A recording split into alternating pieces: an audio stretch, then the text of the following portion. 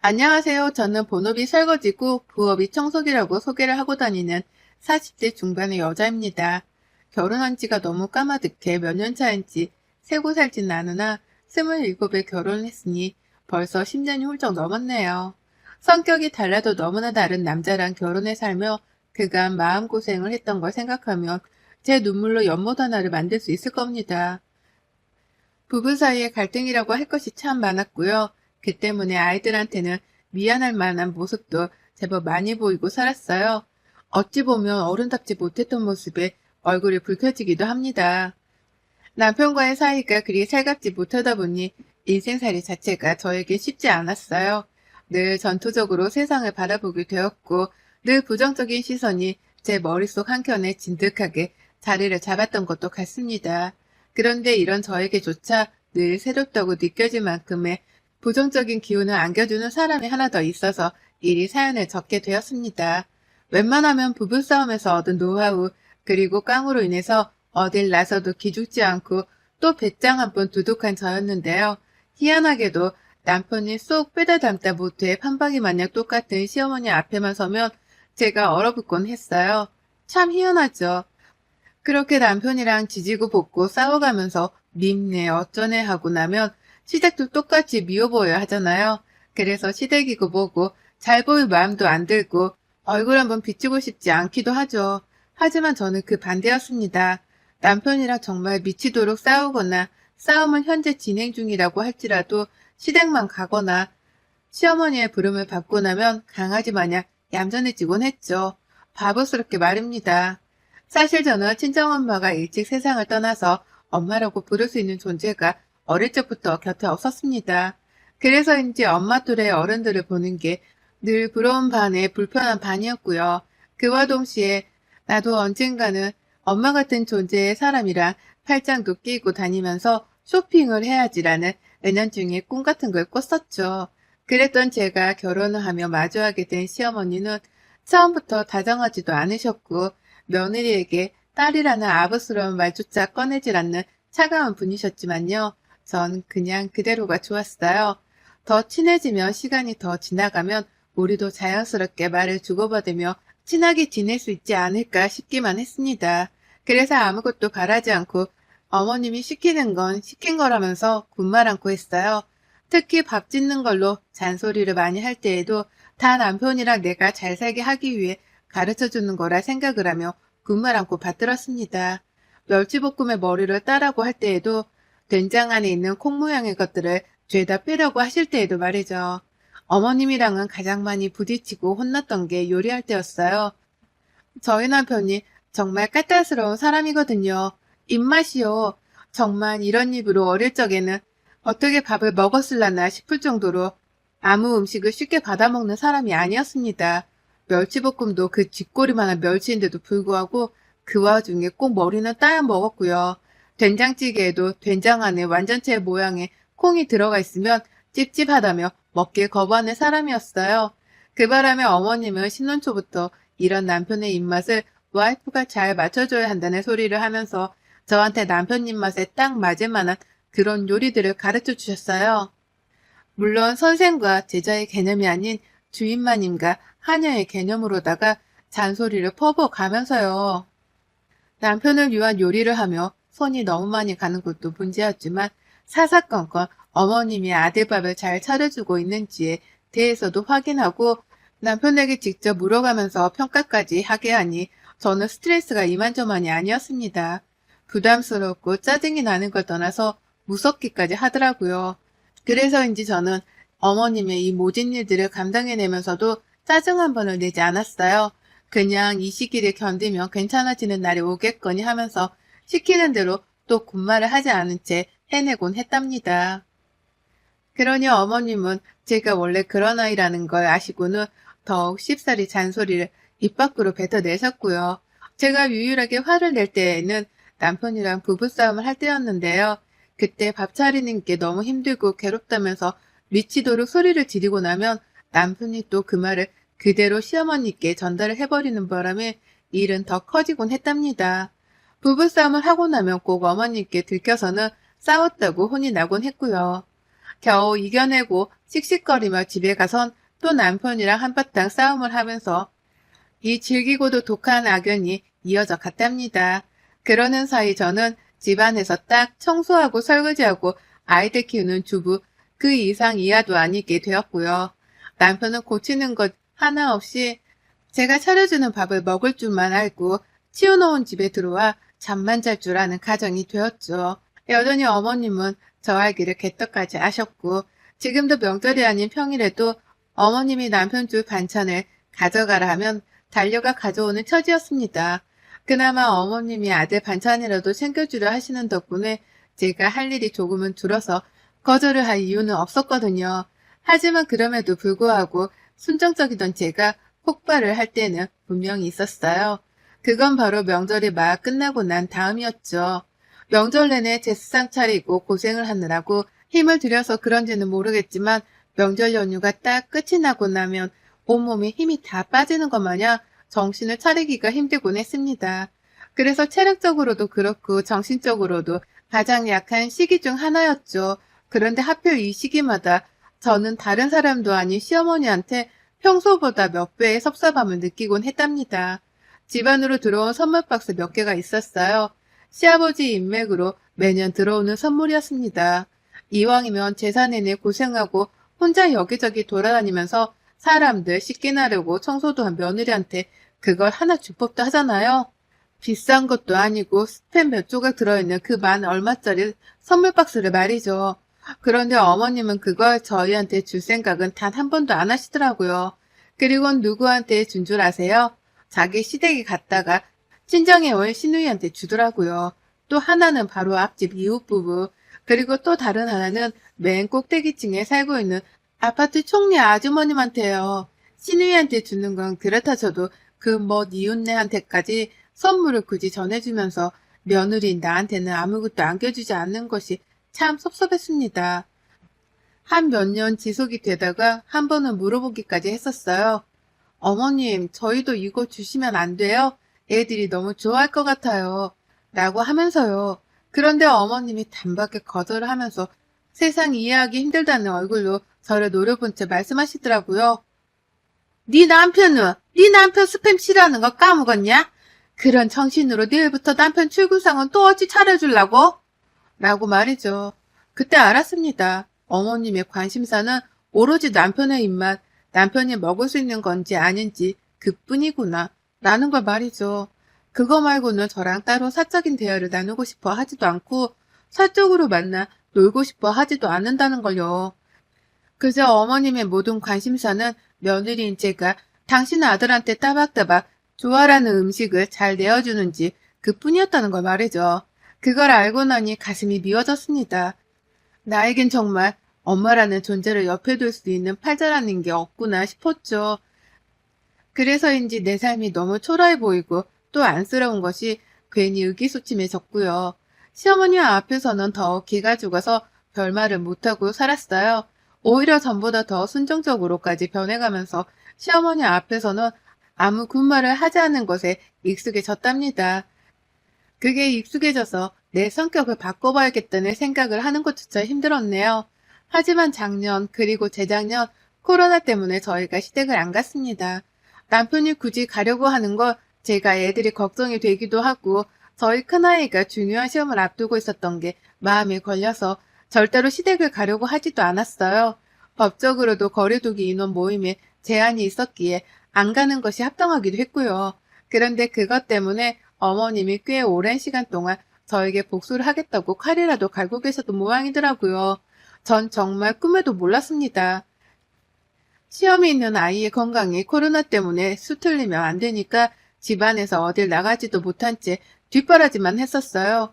뉴스에서도 가지 말라고 하니까 안부 인사만 더 꼼꼼하게 전화를 드리며 명절 인사를 대신했고 어머님도 그때까지는 네 남편이라도 보내. 네 남편만 보내. 니들은 안 와도 된다. 라는 식의 말씀을 해가시면서 대수롭지 않아 하셨습니다. 오히려 대놓고 저랑 저희 애들은 시댁에 안 와도 된다는 말씀을 하시니 살짝 울컥한 마음이 들 정도로 기분이 안 좋기도 했죠. 하지만 그뿐이었고 서로 더 이상 질척대거나 화를 내는 것 따위도 없이 무사히 지나갔어요. 그러다 올 추석 기분이 뭔가 이상했습니다. 그냥 추석이 오기 전부터 이상했어요. 너무 폭풍 전야 마냥 조용했거든요. 오랜만에 추석이니 요리라도 빠릿빠릿하게 해서 얼른 끝내야겠다 싶은 마음으로 시댁을 찾아갔는데 어머님이 아무 말을 안 하시더라고요. 그냥 시킬 것만 내어놓고 시킨 걸 다 해놓으면 또 시킬 다른 무언가를 꺼내어서는 제 앞에 탁 가져다 놓기만 했습니다. 이것은 바로 그 무섭다는 무언의 시집살이였죠. 아무 말도 안 한 채 눈빛과 행동으로 며느리를 제 앞에 가면서 시킬 걸 모조리 다 시켜 먹겠다고 작정을 한 것이었습니다. 그러니 전 추석 전에 내가 뭘 잘못이라도 했나 싶어 괜히 가슴 졸였어요. 그리고는 최대한 어머님의 비위에 걸리지 않아야겠다는 마음으로 긴장을 한 채 시킨 일을 했습니다. 제사를 다 끝내고 나니 몸은 정말 만신창이가 되었을 정도로 힘들어 죽을 맛이었어요. 제대로 앉아본 적이 없어서 그런지 다리도 막 저리는 게 느껴졌고 허리도 너무 아파서 소파에 앉으려다가 안 되겠다며 기지개를 딱 폈습니다. 그런데 그때 어머님이 저 쉬는 꼴을 보기 싫다는 듯이 옆에 다가오셔서는 그러시더라고요. 얘 얼굴이 아주 반쪽이다. 라고 말이죠. 처음으로 저를 보면서 입을 여신 것이었는데 입을 열자마자 남편이 밥을 잘 못 먹었는지 얼굴이 반쪽이 되었다는 핀잔을 주셨습니다. 바로 전날에도 한밤중에 지 혼자 라면을 끓여 먹은 놈한테 말이죠. 밥만 잘 먹고 있다면서 아니라고 대답을 하니 어머님은 이내 말씀하셨어요. 아유 머리 아파. 니들은 더 있을 필요 없으니 얼른 집에 가봐라. 너는 여기 남아서 밥이라도 먹고 가고. 라고요. 어머님은 저희 가족들이 모두 다 남편이랑 같이 차 한 대로 이동을 해서 온 걸 뻔히 아시면서도 저희한테는 얼른 알아서 집에 가라고 하며 남편은 시댁에 남으라 시키셨답니다. 운전할 사람이 남편밖에 없는데 운전한 사람을 집에 못 가도록 붙잡아두려 하신 거예요. 저랑 애들은 꼼짝없이 걸어서 집으로 이동을 하라는 소리였습니다. 그 바람에 저희 큰아이가 잠깐 화가 나 할머니한테 대들려는 걸 제가 겨우 말렸어요. 남편도 그걸 보면서 애들 눈치가 보이긴 했는지 얘들은 집에 다 어떻게 가라고 나도 가야지 갈 거면 라고 대답을 하곤 그제서야 어머님의 제안을 거절을 했답니다. 그리곤 그렇게 저희 가족들은 어머님께 잘 가란 배웅 한 번을 제대로 받아보지 못한 채 씁쓸하게 집에 가는 차에 올라탔어요. 돌아오는 내내 환영받지도 못했고 또 멸시를 당했다는 생각으로 속에서 화가 풀리질 않았습니다. 시어머니가 나에게 한 행동은 분명 도를 넘은 무례한 행동인데 내가 왜 이런 걸 여태 또 찍소리를 못한 채 받아주고 있나 싶어서 그제서야 저에게 짜증이 밀려오더라고요. 이놈의 개팔자를 언제 뜯어고치려나 싶어서 말입니다. 한숨을 푹 쉬고 있으니 애들도 제 걱정이 되었는지 차 안에서는 한마디도 하질 않았어요. 중간에서 중재를 제대로 못하고 무능하게 밥만 얻어먹고 온 남편을 향해서 온 가족이 기분이 상했다는 걸 티내는 중이었던 겁니다. 그러니 남편도 이러다가는 집안에서 찍소리도 못하고 살겠다 싶었는지 잠자코 운전만 해서는 집에 도착을 했습니다. 그날 저는 침대에 눕자마자 골아 떨어졌어요. 너무 힘들었으니까요. 애들은 배가 고팠던지 자기들끼리 뭘 해먹겠다며 부엌에서 막 소란스러웠고 저는 그 소리를 들으며 잠이 들었다가 다음날 일어났어요. 갈 친정도 없어서 그냥 집에 있으며 마지막 연휴까지 쉬었고요. 평일이 되자마자 남편이 출근을 해야 했던 바람에 제가 아침을 차려준다고 새벽같이 일어났습니다.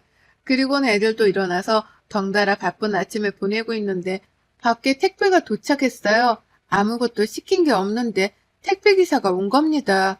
영문도 모른 채 택배를 받으려는데 기사님 눈빛이 안 좋더라고요. 마스크를 쓰고 계셔서 자세히는 못 봤지만 딱 봐도 냄새가 나는 것 때문에 얼굴을 찡그리는 게 분명하셨습니다. 기사님 표정을 알아차리면서 저도 냄새를 느꼈거든요. 도대체 뭔지 감도 안 오는 이상야리꾸리한 냄새를 말이죠. 그 택배는 시어머니가 보낸 것이었고 어머님이 음식을 보내셨다는 것에서 감이 팍 왔죠. 남편한테 먹일 남편의 취향이 담긴 이상한 음식들이 안에 죄다 들어있을 거라는 걸 말입니다. 그리곤 방심을 하면서 부엌으로 상자를 옮겨 그걸 뜯어보는데 와, 열자마자 애들도 옆에 있는데 제 입에서 육성으로 욕 한 바가지가 튀어나와 버릴 뻔했습니다. 정말 그걸 보자마자 입을 다물지 못한 채 한동안 얼어붙어서 마음을 진정시켰어요. 그 상자 안에 들어있던 것은 바로 음식물 쓰레기였습니다. 정말 대놓고 음식물 쓰레기를 보내는 건 당연히 아니었습니다. 하지만 그 안에 든 내용물이 영락없이 쓰레기였어요. 누가 먹다 남긴 걸로 추정되는 이빨 자국이 남겨진 전도 들어가 있었고, 음식물들을 제대로 한 대 정리해서 담아주질 않으신 바람에 서로 국물이 섞인 것도 있어서 냄새며 비주얼이며 말도 못하게 더럽고 징글징글했답니다. 이걸 보는데 숨이 턱 막히는 건 물론이고 누가 나한테 오물이라도 투척을 한 것 같은 기분이 들어서 비위가 상하고 기분이 더러웠죠. 바로 기다릴 것 없이 시어머니한테 전화를 넣었어요. 이게 어떻게 된 상황인지를 들어야 제가 진정을 할 것 같아서요. 시어머니께 전화를 하자마자 처음 한 번은 전화를 받지 않으셨고 바로 재차 전화를 또 하자 그제서야 어머님은 전화를 받으셨답니다. 왜? 라면서 단박에 인사도 생략을 한 채 용건부터 물으시더라고요. 그러니 저도 똑같이 인사 따위는 생략을 하고서는 본론부터 물었습니다. 이게 뭐예요? 어머님한테서 택배를 받았는데 이게 뭐냐고요? 라고 말이죠. 제 말이 제법 화가 난 것처럼 들리긴 했던지 어머님은 잠깐 생각을 하는 듯 말이 없으시더니 이내 말씀하셨어요. 먹을 거잖아. 기껏 먹을 거 보냈더니 반응이 이게 뭐 하자는 거냐? 라고 하면서 짜증이 난 듯한 제 말투가 마음에 안 든다며 덩달아 소리를 치셨습니다. 적반하장도 이런 적반하장이 없었어요. 원하지도 않은 음식들을 잔반 처리하듯이 우리 집에 보내놓고서는 먹을 거 보내줬다며 큰 소리를 치시다니요. 황당해하면서 마지막으로 물었습니다. 혹시 이거 누가 먹다 남긴 거예요? 먹다 남긴 걸 저희한테 먹으라고 보내신 거예요? 라고요. 그러자 어머님은 잠시의 망설임도 없이 대답을 하셨죠. 추석 음식을 네가 좀 많이 만들었어야지. 이렇게 한가득 남아있는데 누구 보고 다 먹으라고.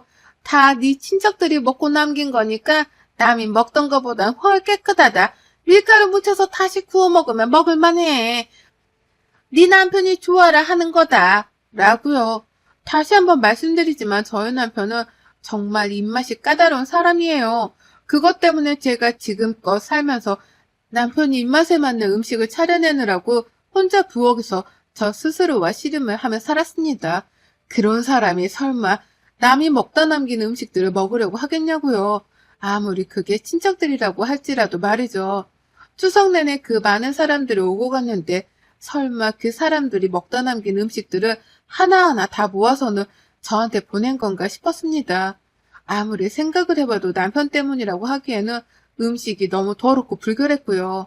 어머님의 태도가 뻔뻔하다 못해 치사하게 느껴지는 것으로 보아 이건 분명 저를 엿먹이기 위해서 어머님이 작정하신 것이 분명했죠.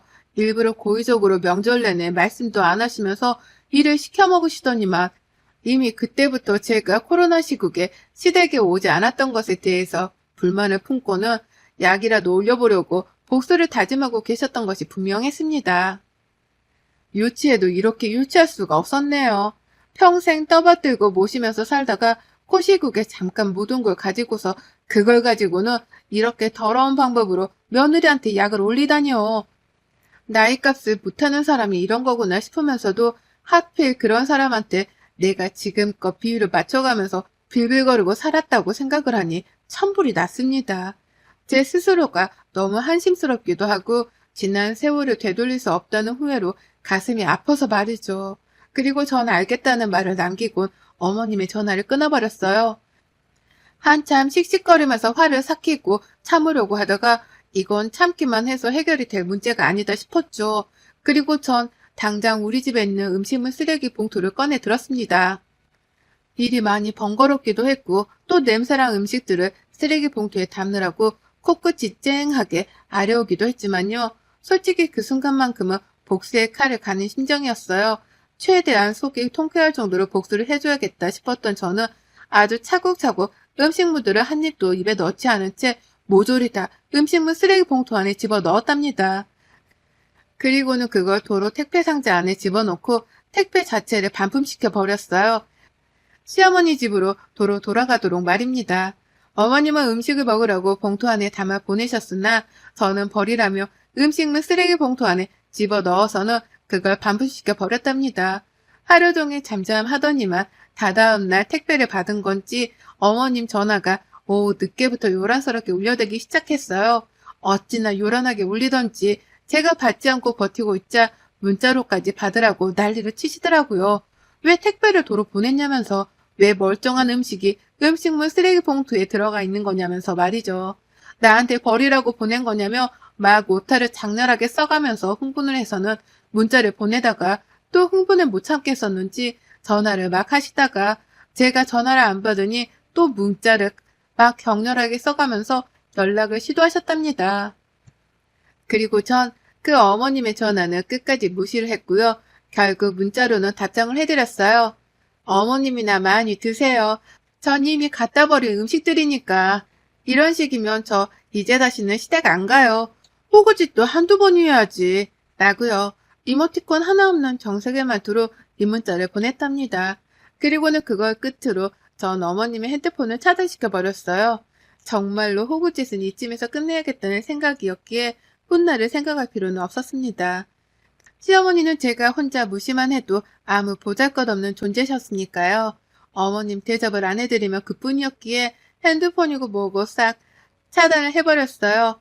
어머님은 저한테서 일방적으로 음식물 쓰레기 봉투를 받아내시고 묻지도 따지지도 못한 채 일방적으로 차단을 당해 지금쯤 속이 뒤집어졌을 거고요. 그리고 전 오늘 그로 완전히 파업을 선언했습니다.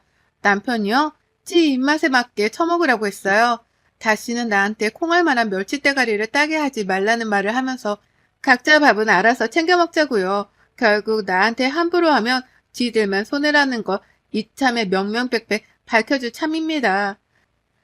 저 이제 곧 40후반인데 남은 생이라도 더는 음식 걱정 안 하고 편히 좀 살래요.